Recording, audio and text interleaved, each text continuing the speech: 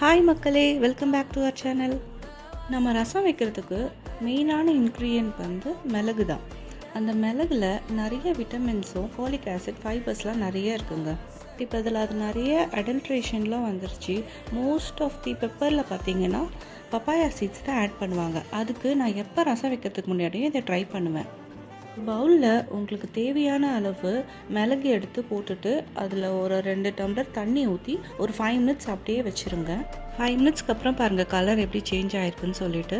இப்போ நீங்கள் அதை எவ்வளோ தான் மிக்ஸ் பண்ணி விட்டாலும் மேலே இருக்க அந்த பப்பாயா சீட்ஸ் வந்து அப்படியே மேலே தான் மிதக்கிட்டே இருக்கும். கீழே தான் வந்து ஒரிஜினல் பெப்பர்லாம் இருக்குது. இப்போ அந்த மேலே இருக்க சீட்ஸ்லாம் நீங்கள் ரிமூவ் பண்ணிவிட்டு கீழே இருக்க பெப்பர் எடுத்து அரைச்சி ரசம் வச்சுக்கலாம். நாட் ஒன்லி ரசம், நீங்கள் எந்த குழம்பு செய்கிறதுக்கு முன்னாடியும் பெப்பர் யூஸ் பண்ணுறீங்கன்னா கண்டிப்பாக இந்த மாதிரி செஞ்சுட்டு யூஸ் பண்ணி பாருங்கள். உடம்புக்கு ரொம்ப நல்லது. நான் எப்போவுமே ஃபாலோ பண்ணுவேன். இனிமேல் நீங்களும் கொஞ்சம் ஃபாலோ பண்ணுங்கள்.